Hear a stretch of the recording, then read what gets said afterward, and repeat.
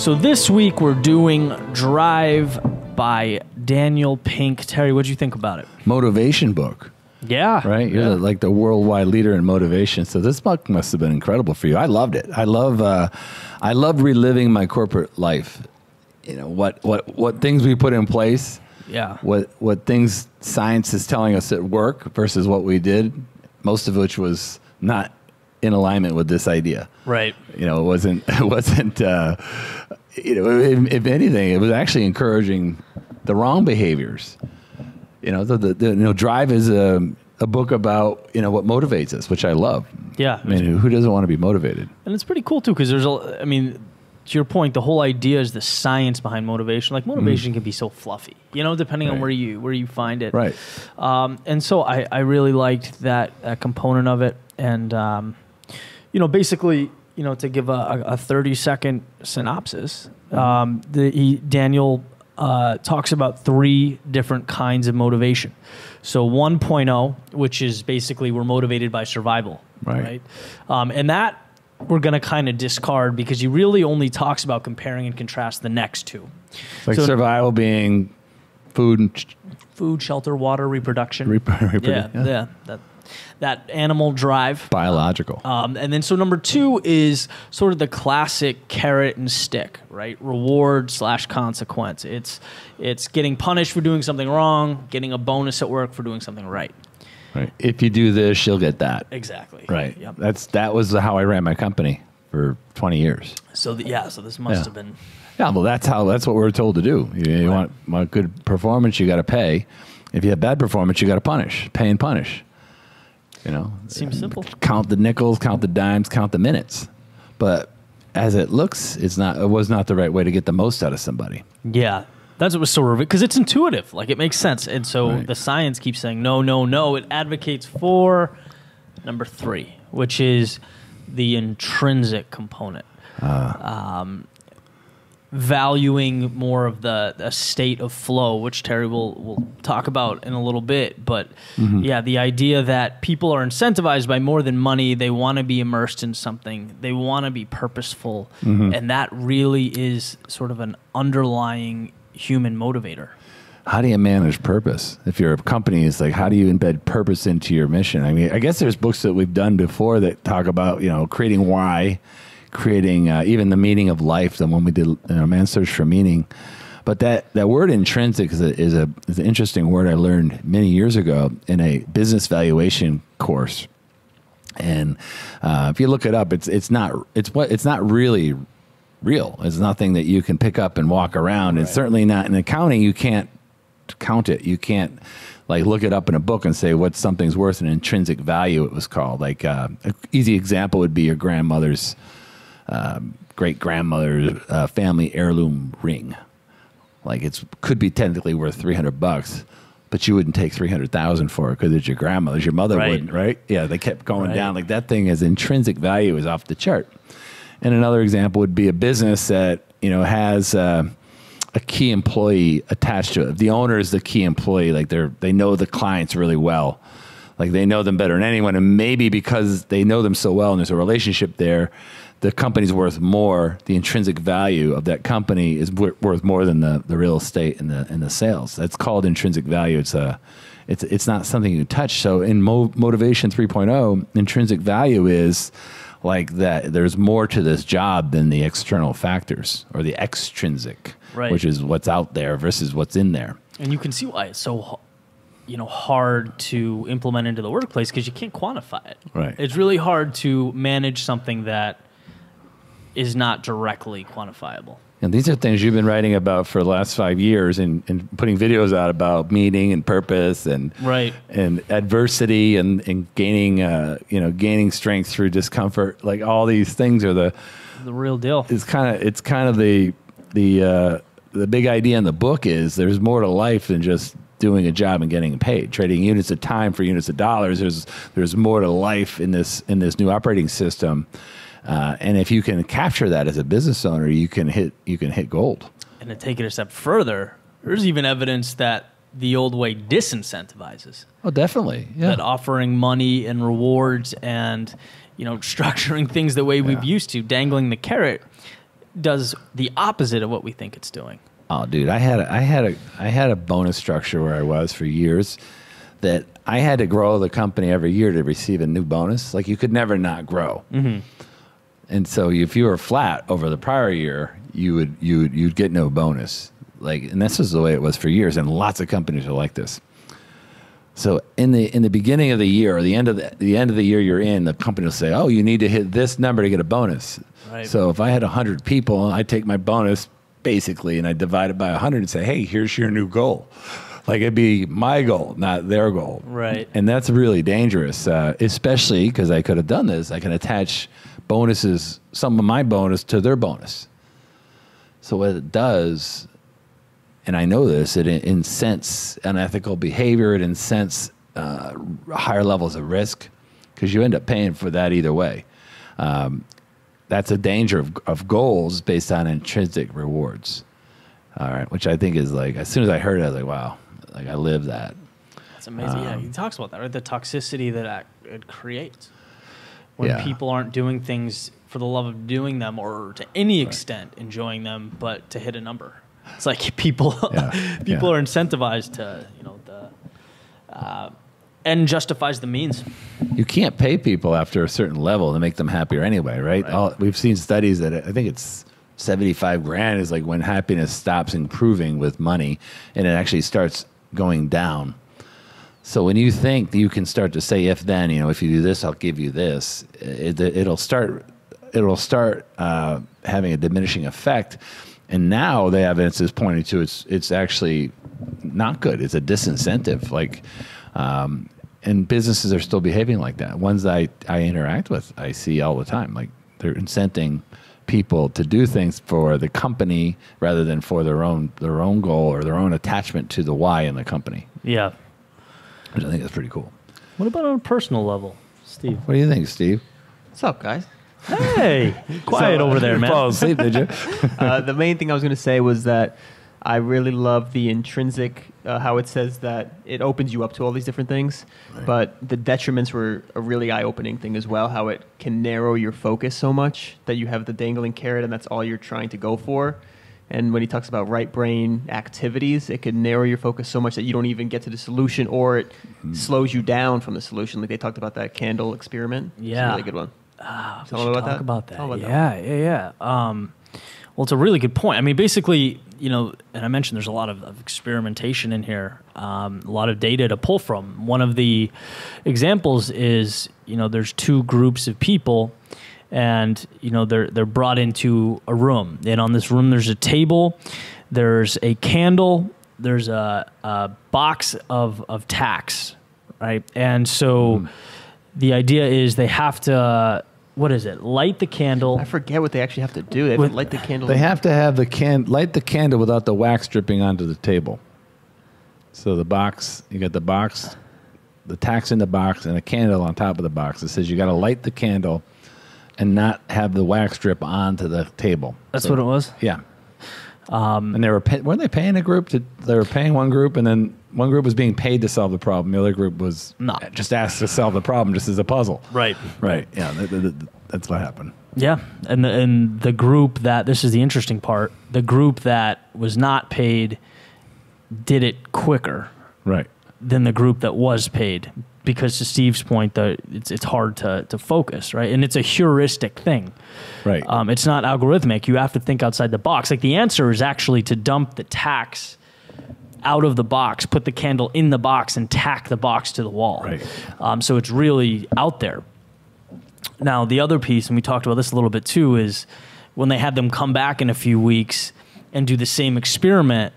And, this time the tacks were already outside of the box. So it looks like step 1, 2, like there wasn't much heuristic thinking. It was pretty algorithmic. It was pretty obvious. The people that were paid did it faster. And I guess that's an obvious thing. It was simple and it was, procedural, and they were incentivized. It's more fun. Yeah. I mean, do you remember the Rubik's Cube a little bit?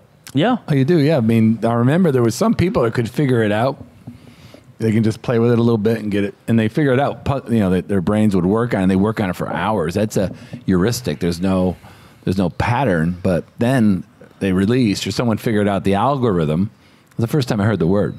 What's the algorithm? I said, I don't know. It's a set of steps, it's a path. Right. And people can follow the path in the old world, Motivation 2.0, if you pay them to do it. They'll follow the path. But it becomes boring. Imagine doing that 25 times. You would throw the Rubik's Cube in the garbage. You wouldn't even use it. Right. Like the heuristic is, it's like you can figure it out. And Motivation 3.0 is, you got to find out the heuristic. You got to create what's called play. Mihail Csikszentmihalyi wrote a book called Flow.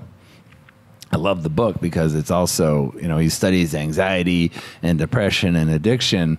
And, an alternative to medicating somebody is, trying to figure out what they do that it gives them flow. Flow is what's called an autotelic goal, task. Like the reward is within the task, like right. mountain climbing. Like it's very simple. The feedback's immediate. It's a very easily well-known, difficult, but not too easy problem. Right. Call it Goldilocks, not too hot, not too cold. Well, flow is a big, here it comes up again with, this book, how can you create flow vis-a-vis play in a business, or in life? If you can figure out how to make money doing something that time doesn't pass, your hours are no longer for sale. Yeah. Just sort of a lot of what? Well, I was thinking about it, when you do something, like you like to run. That was what we said your flow is, right?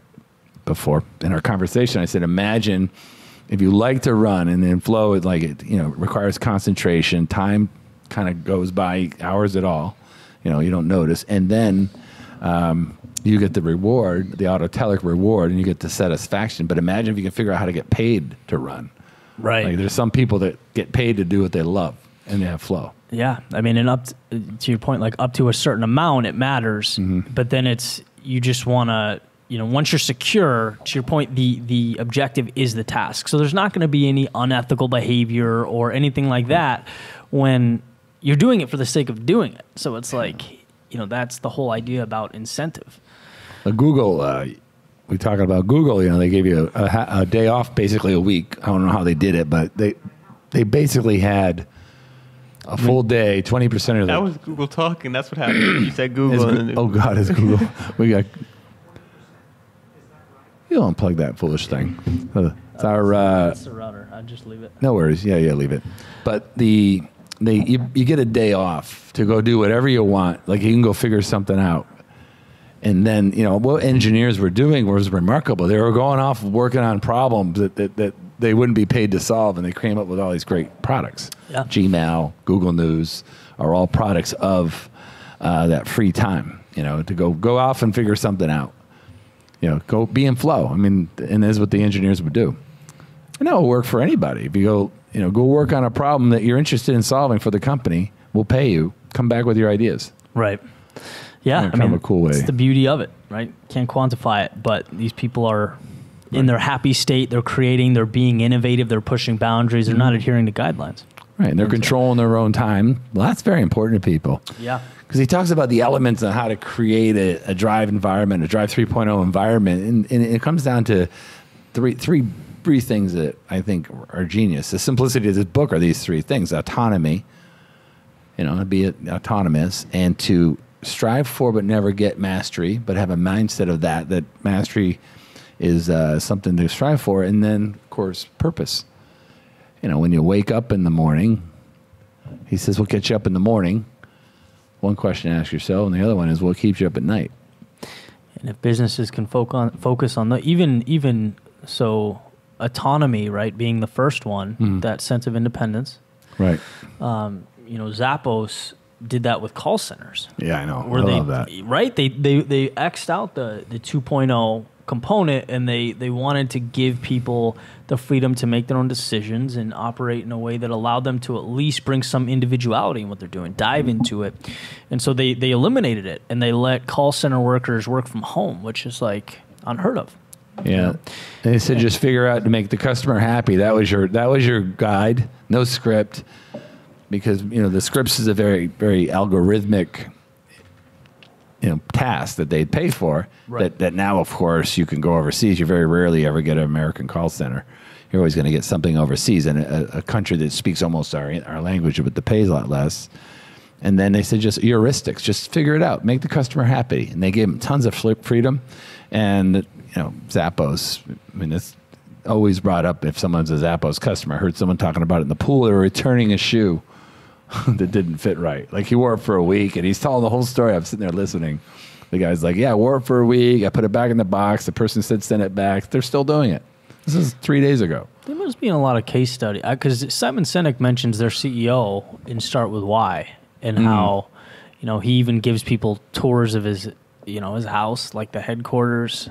Right. Like really sticks to, you know, the MO of the company. Yeah, he lives it. So it was cool to see it kind of filter down like that. These books connect so many different times. You know, if you're working with autonomy, I mean, you're going to see it a lot now because everybody's home. And some companies were forced to do remote workers. And some companies, I know that I'm seeing this a lot, are finding out, boy, we didn't miss a beat. And now the employees are home, working from home, getting their work done. They're getting the results because he visits on a concept called the ROW, results only work environment. Just get the job done. I don't care when you do it. I don't care where you do it, what you wear. Just get the job done. Right. And you know, you have control over your time. You have control over your team. You have control over the technique you use. These are the things he talks about. It was Best Buy, right? The first implemented that. Yeah. Yeah. Yeah. But you're going to see this happen. Like the world's going to change after this 8-week period or 10-week, however long it is, because people are finding out. Companies are now getting the data. Like remote working can work in some places very well.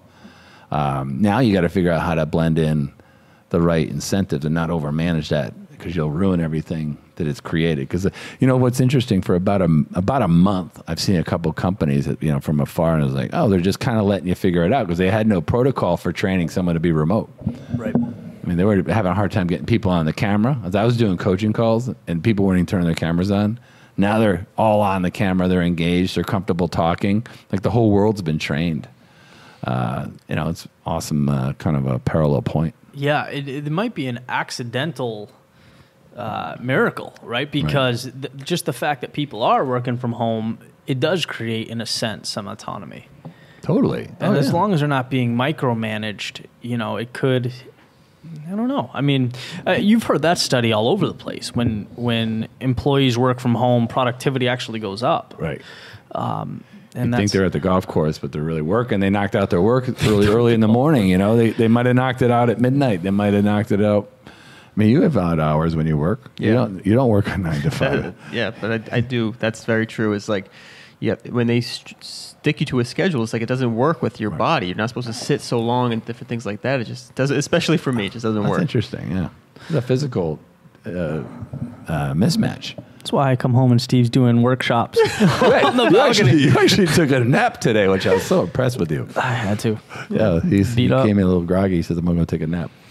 But it's cool that you could do that. You literally couldn't do that if you're at work. Like, hey, I'm going to go take a nap in the conference room. Like, they're like, yeah, I don't think so. But if you're at home and you're tired, like the body, just to speak to naps, you need to sleep. We're the only mammals in the world that force ourselves to stay up. You're tired, go to bed. You know, that's a whole interesting kind of transformation that could occur. That, you know, Daniel wrote this book years too early. Like right now, I think it might wake back up. This book's a little bit, 10 years old, I think, right? I'm not sure. I don't know how old it is. He mentions the early 2000s a few times. Yeah, it's been around a little bit. I love it. I'm really happy with 2009. Mention the like daycare. The daycare example was really good. Yeah. So the daycare example, and it's another example of autonomy. Like there's so many things in this book. You know how like you think them and you're aware of them to some extent, but once someone points it out and says that's what it is, you realize it, and it actually helps you like understand where to take it next, you know? Yeah. But no, Steve, that was a great example. So the daycare example is talking about the difference between 2.0 and 3.0. Mm-hmm. And basically there's a daycare and parents usually come after work. So they're coming around 4, and the people who run the daycare are pissed that the parents are late. So they're like, look, if you come after 4:10 p.m., we're going to fine you X amount and we're going to just slap it on the monthly bill. And, you know, like we were talking about, it does the inverse of what they thought it was going to do. Right? the parents came later because they didn't care about the money. Right. The reason that they rushed over from work, and maybe they got there a little bit late, but they got there as soon as they could, was because the intrinsic value of the relationship between the people that run the daycare and the parents. And so once they realized that was torched and that meant nothing, they're like, well, who cares? Right. I don't care about a few extra bucks. There's, the incentive was destroyed. It worked the wrong way. Yeah, and that keeps like in the book, in the corporate environment, with bonuses, with all these things, they don't do what people think it will. Let me give you. I just thought of this. I didn't think of this when I was reading the book. I thought about it when you were telling me the story about the daycare. Like, we were having a problem going from what business casual is. We were a suit and jacket, suit and tie company. You wore a suit, a sports coat if you wanted to, but always a necktie. And we were transitioning out of that in the early 2000s. Like, it was going, smart business casual. So we had people that brought business casual to a very, very all new low. Like, they wouldn't wear a tie, or they'd tie it properly, or they'd wear sneakers. And we'd have to we continually put in like fines.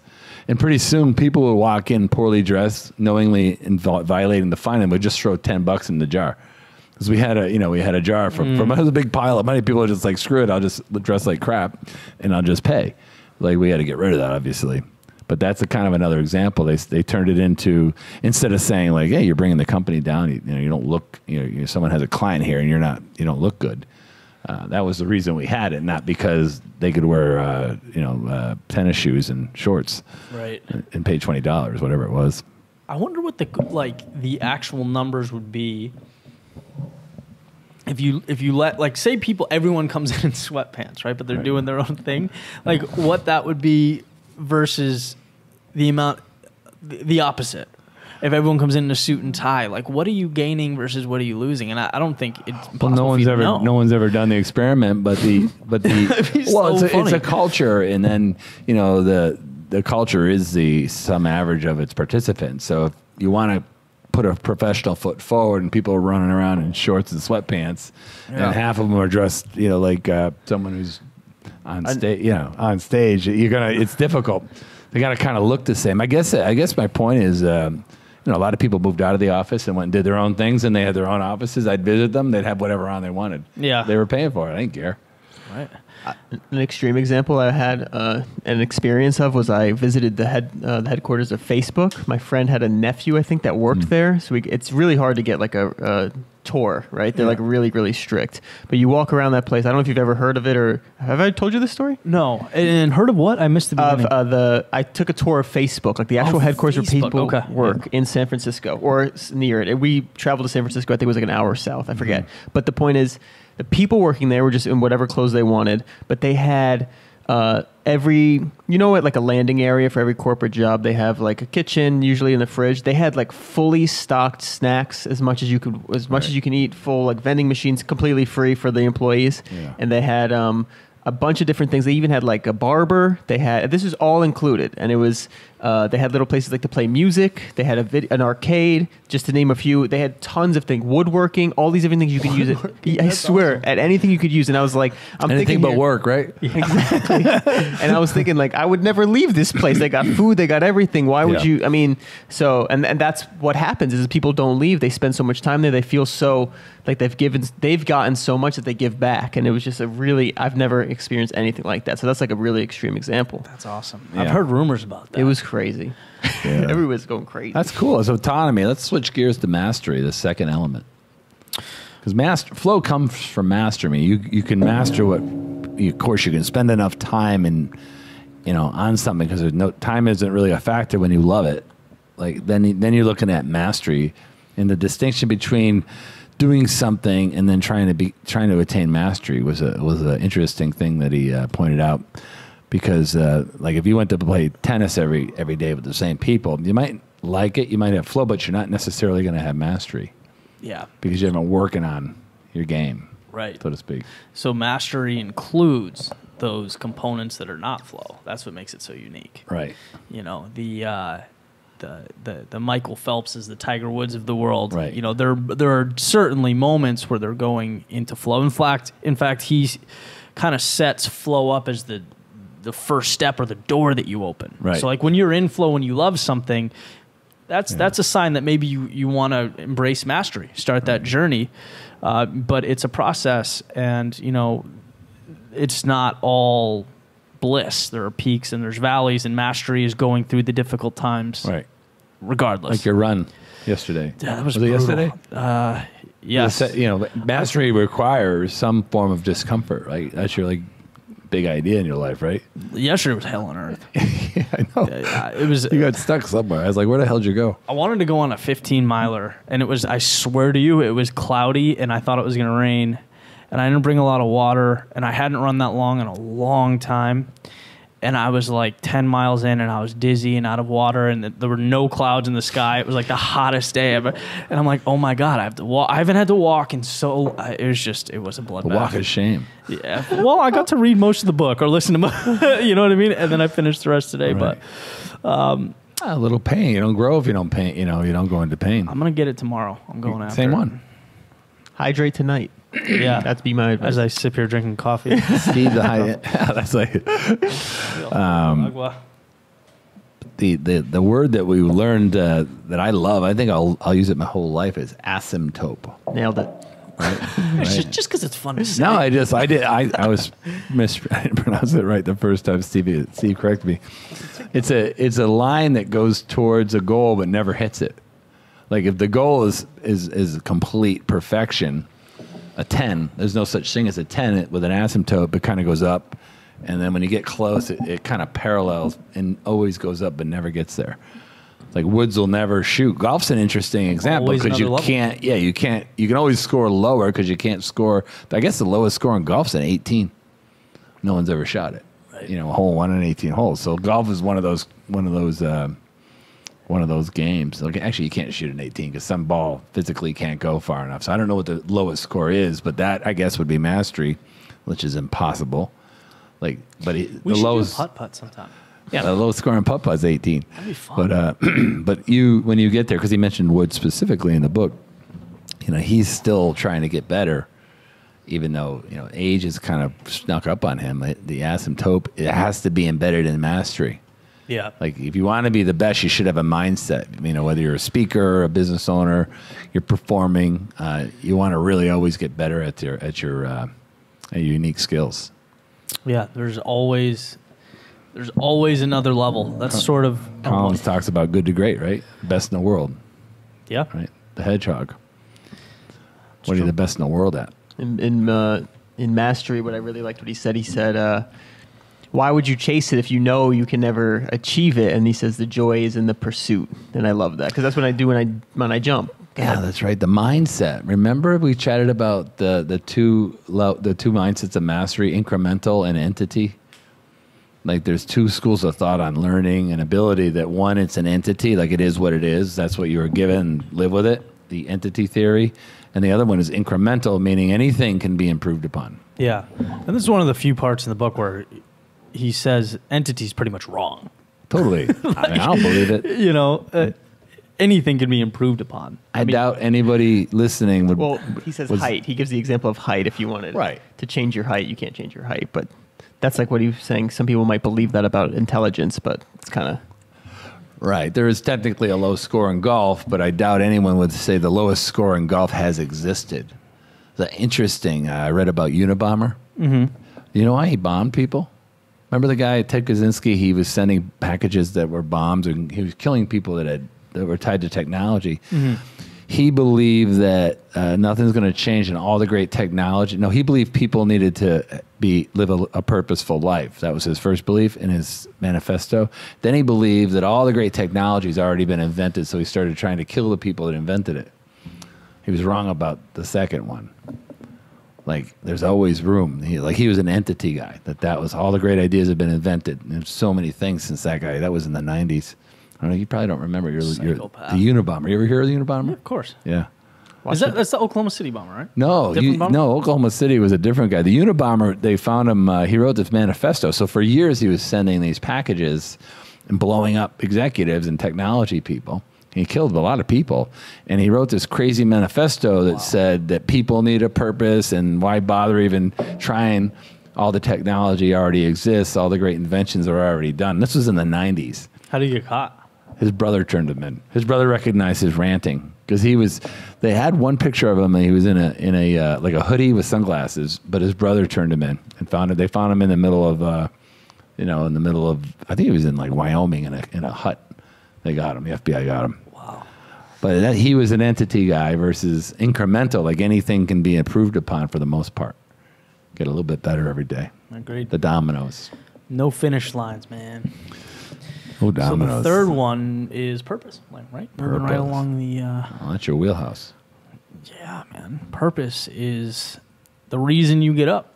Yeah. And everything sort of falls under that bucket, Yeah. And if you have a sense of purpose and you're driven, again, I feel like there's a lot of tie-in, and we were talking about this earlier, to the mastery component. It's like purpose is what allows you to get through the lows. Right. Because you're incentivized. And so I think it's really tied hand in hand with mastery. Yeah, like Wikipedia is an example. He brought it right almost instantly because Microsoft had Encarta, which was a Microsoft-sponsored paid encyclopedia. For those of you that are over 40, the encyclopedia used to be this giant library of books, like dozens of books that made up the encyclopedia. So Encarta was in Microsoft, I think, 95. Encarta was they paid the best writers in the world to write up an encyclopedia. And concurrently, Wikipedia started with what he called open source, people that just wrote because they felt like writing.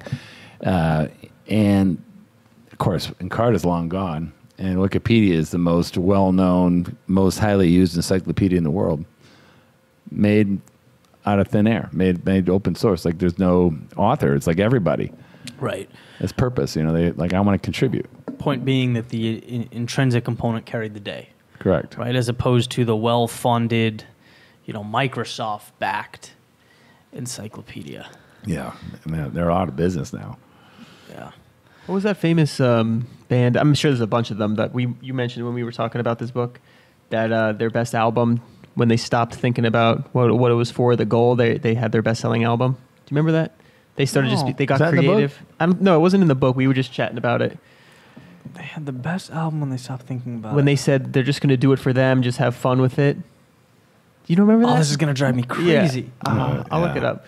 But there's been a lot of examples of that where people, can't think of any, but people, especially artists, they go to do something and they do it out of the love of it. They're like, I'm stop doing it, or they don't think about who they're making it for or anything like that. And it turns out to be their best work because bands, you hear a lot about that because I watch Howard Stern. He has bands on. He had the guy from, I forget is it Coldplay, Viva La Viva? Yeah. Yeah, Viva La Viva. He talks about that song. He saw the painting and saw the title, and it was in his head. And one day he just kind of played, and then he brought it to the band. They kind of kicked it around, and boom. Yeah.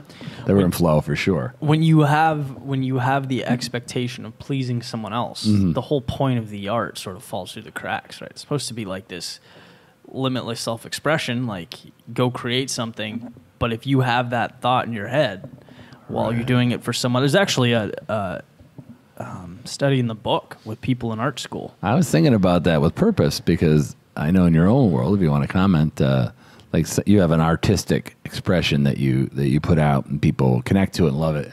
And then invariably people say, wow, do that for me. Yeah. So they'll pay you, right? That's part of the way you earn your living. Yeah. I mean, there's so many dynamics to go. I mean, I certainly don't enjoy it as much. But it's like, it becomes different because I can't do what I think is right. I'm trying to meet a set of criteria for certain people, and they want changes, and they want and that's just the client. Yeah, it's their lens on their own own message. So it's a totally different lens of looking at work. Yeah. Well, they're hiring you because they can't do it, right? And then when they see something, I've done this too. It's like, oh wow, I'd love one of those for my own business or my own message. And the study that was in the book said that when you pay an artist to give you artistic expression, and you may get something that's technically good, and you may not even know the difference. But what was interesting is when they put it up against the artist, the connoisseur of art, and they said that while technically perfect, the paid art lacks the creativity and expression that the artist's own work, And there was an exception, by the way, which I loved. It was just snuck in there. It's called enabled, unless it enabled the artist to do something that they love. So if the money gave them time to pursue their own passion and purpose. If it checked off a box for them. Yeah. And then freed them to. So it's almost like it goes right back to what we were saying originally. You hit that, whatever it is, probably higher with inflation. I don't know. Right. But the 75 mark. Right. You're liberated. So a truly intrinsic person then doesn't have to think about money. They can think about the things that they care about and ultimately turn out innovation and things that are, groundbreaking, things that will improve things. Yeah. See it in athletes sometimes, right? They just check out. Make their money and leave. Who's the running back? Barry Sanders. I don't know why he left the Lions wouldn't trade him. Is that why? I think so. I think at some level, if it gave him flow, he would have played football again. Yeah. And then was it Megatron, Calvin Johnson? Mm-hmm. He just left, right? He was, there's got to be a reason that they did it to enable a lifestyle. Once that was enabled and not an issue, they didn't do the. If they had flow, you got to think like Tiger could easily retire, but he's still competing and he's still practicing like a lot, and that's kind of a impressive. About Mike Tyson. Oh my God, Mike Tyson! Did you see the transformation that guy just put on? Yeah. From September to now, he looks amazing. Beast. He's an absolute beast. That was good. I was talking to my doctor today. I went to the doctor's for a checkup, and the guy's like raving about Mike Tyson. I said, "Man, I just saw that video, and my jaw dropped. He looks fantastic." You think he's doing it for extrinsic or intrinsic? He's doing it because he's got purpose. He's prideful in the way he looks. I mean, he's proud of what he's done in the world. Yeah. Someone probably woke him up. I'm sure something woke him up. Yeah, someone probably woke him up. Maybe financial troubles. I don't know. That could be. Well, but, I mean, boxing enabled him to do what? I don't know. Whether or not, maybe he's got purpose. He's done some cool things in the last few years. I mean, he's a troubled guy in some regard, but, his past, but why not? Yeah. Recreate himself, That's one of the questions that I'm excited to ask, Daniel Pink this week or tomorrow. Wednesday. Wednesday. Yeah, I can't wait. I'm nodding. The idea of, Steve's like, yeah. The idea of, in the beginning when he's talking about people doing things for intrinsic reasons, the open source stuff. Right. I'd be curious to get proof of a lack of externality. Like a lot of people do things for free because they see the bigger picture and they see the credibility and what that'll bring down the road. Right. So it'd be interesting to hear how he parses that out, I'd like to know what type of engagement he's getting on this book, because he's got a new book coming out. We're going to talk to him a little bit about that too. But this thing should be waking back up, in my opinion, the way in this little area of unique time in history when people are looking, like, particularly when you look your own mortality in the eye, and you say, "Wow, people are dying." Survival resources are thin. Remember, it was a little scary going to the store and seeing the lines. Right. What if the economy dies? What if all this stuff happens all at once? What are you going to do with your life? Yeah. Doing motivation 2.0 type of work doesn't sound so fun anymore. Well, it's going away. Not to mention it's not fun. True. The economy is 70% heuristic now. Yeah. That's a big deal. Algorithms, we did this in, the 2014 Future of Employment Study says 7 out of 10, if not 8 out of 10 jobs will be replaced by a computer algorithm that does it better. Like computers can do this work. So there's a lot of jobs that are being replaced that